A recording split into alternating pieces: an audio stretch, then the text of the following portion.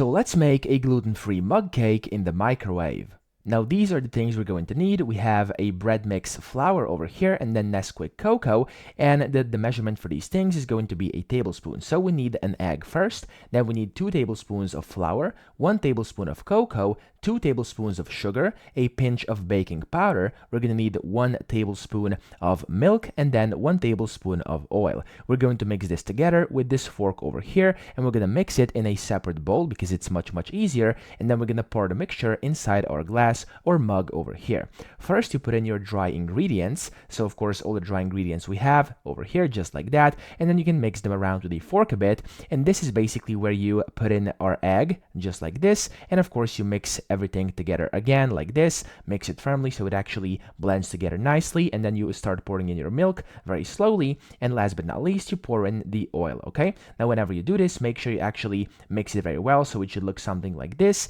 Then pour it inside your mug, or of course a cup, whatever you want to use, it doesn't really matter.